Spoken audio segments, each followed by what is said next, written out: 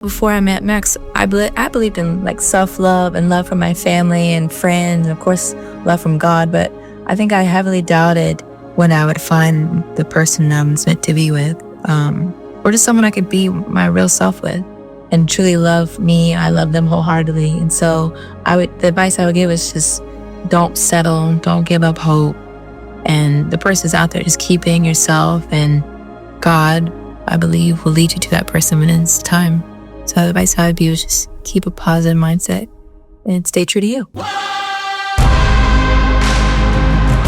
Not every love story is tested by distance, pressure, and moments of fear. Some are tested in ways that make you question whether love can truly survive. For this couple, their families eventually embraced their relationship, but their love would face challenges far beyond what anyone expected. My family loved him, so off the bat, they did.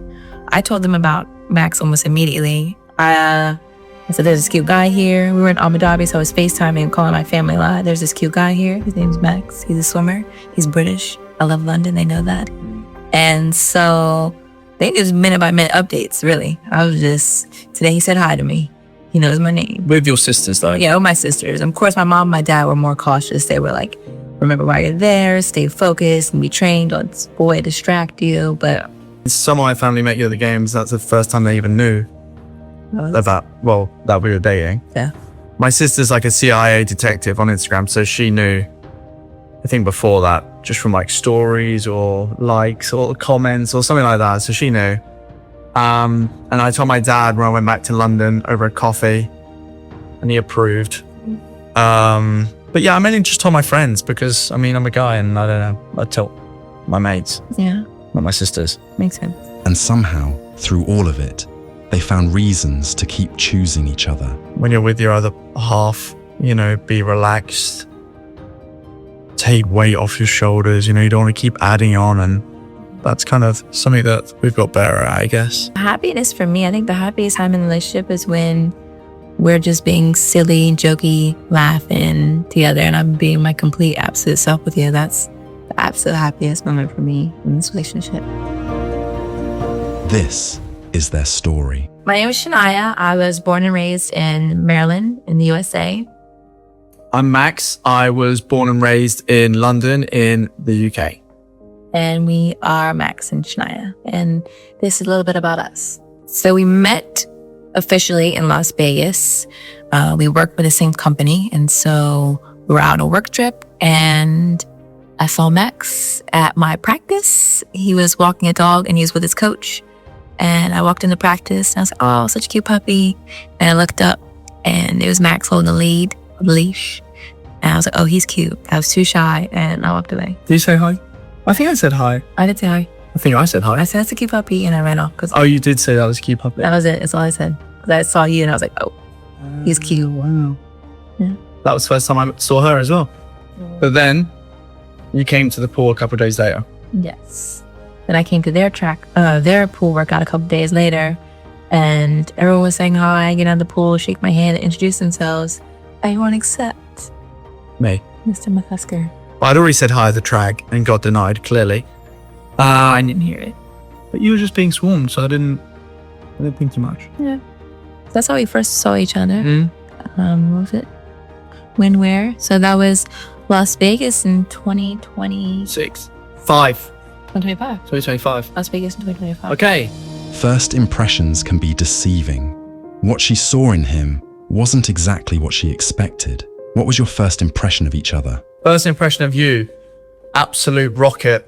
I thought, what a star. Yeah. I just saw her briefly a couple of times around the gym, the track, the pool. And obviously I thought she was very attractive, beautiful. And that was it really. We didn't really talk much. We got talking a little bit in the sauna one day, but it was a group of us, so I didn't really get to talk to you that much. But yeah, first impressions, I guess, without talking to you, just that you're attractive. And I heard you speak, obviously, so I knew you were well-spoken and whatnot. My first impression of you had the tattoos, the arm sleeves, the slit in your eyebrow. Oh, we loved the slit. Yeah, and I just thought he was like a bad boy, too cool for school. He didn't speak to me, so I definitely thought, oh, he's too cool. And so my first impression was he's a bad boy.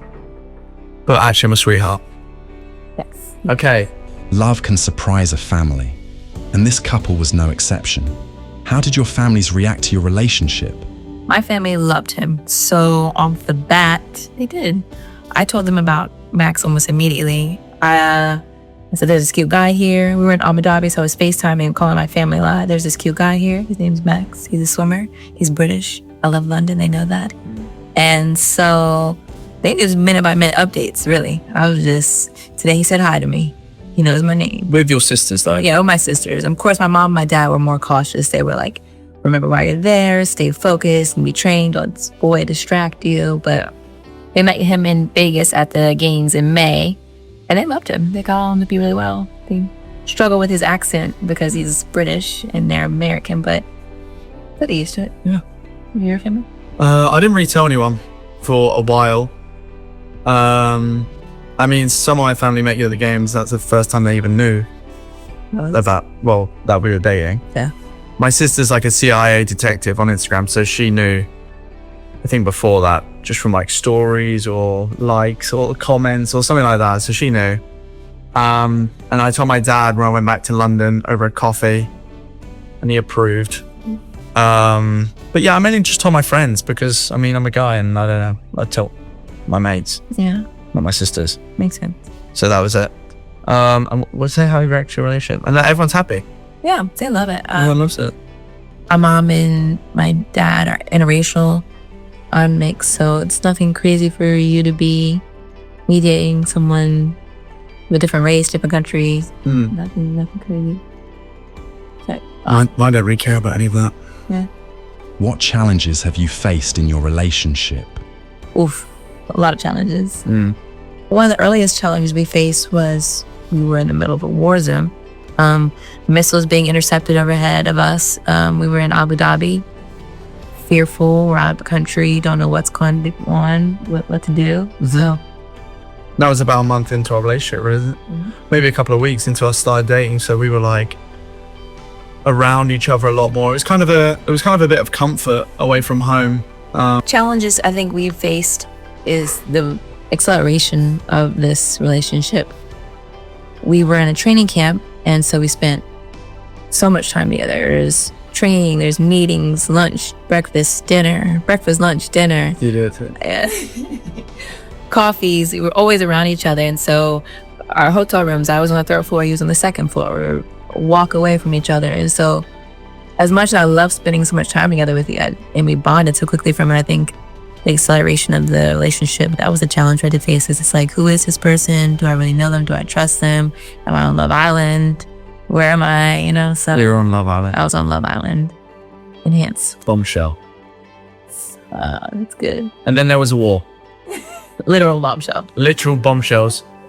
Missiles every day. So I think that just kind of sped it up because it was intense. It was a comfort away from home, wasn't it, during kind of a rough period of time for about a month. It was about a month or so. And it was a test. I'd see if he could handle it. Handle the war. Yeah. And we're still here. So, what's another challenge? Other challenges. So relationship-wise, I think challenges we faced. Communication. Ooh, big one. You need things that I'm not used to. You need to be told you look pretty. Words of affirmation. Words of affirmations, you know, and I didn't communicate like that. Normally I'm pretty task orientated, like not very emotional. I could be emotional though sometimes, but as a whole, yeah, not really. So it's like me understanding how to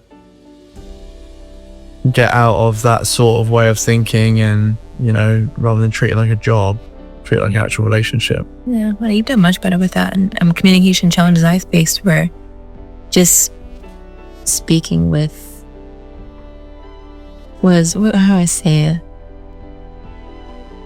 Less attitude. No, reserve.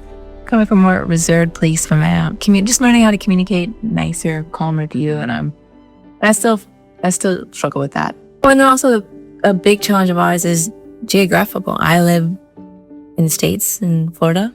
You live Europe and Dubai. Dubai. So it's hard for us having to figure out where we're going to be. Are we traveling to the States? Are we going to Europe? Are we going how many places have we been together so far? Like 10. 10 places in 6 months. 6 months. That's not normal for couples, I feel like. And so that's a big challenge of ours, is figuring out how we're going to be together, but also spend time with our friends and our family and get work done. And, so geographically is a big challenge we face, but I think we handle it well just by always having a plan. It's always the easiest thing for us, just knowing where we're going to be and being on the same page and talking it through and not just leaving it up to whenever it happens. Yeah.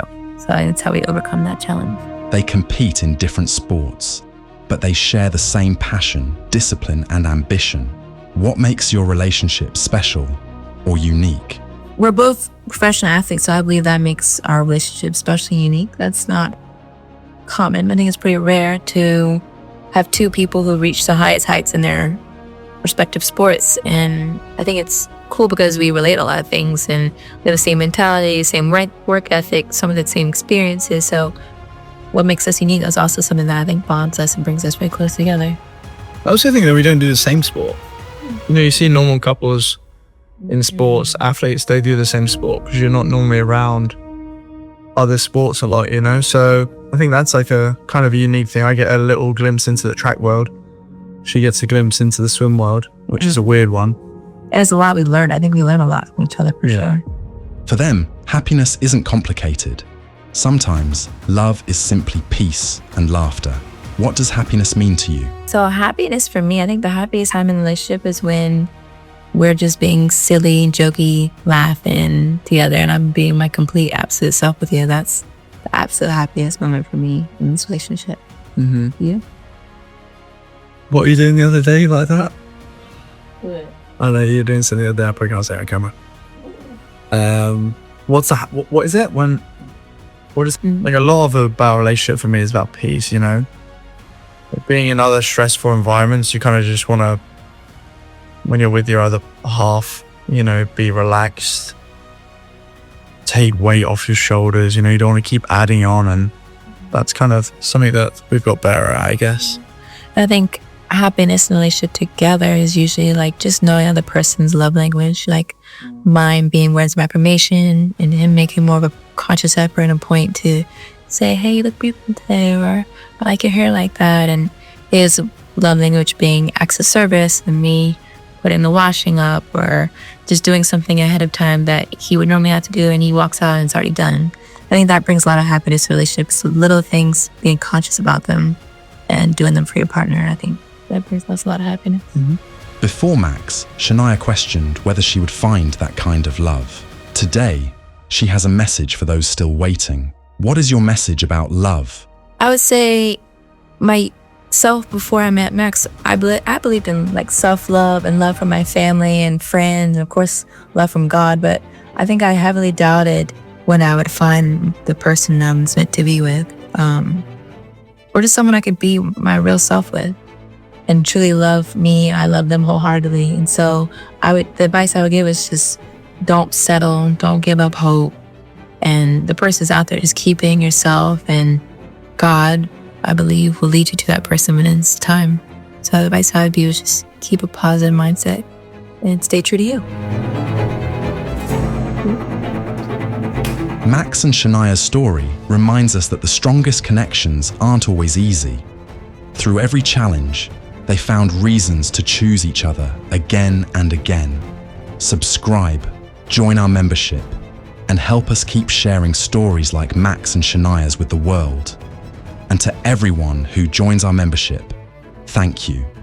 Your support fuels our energy, our work, and our passion to keep bringing you stories that matter. Thank you for watching. This is Trend Pulse. See you in the next one.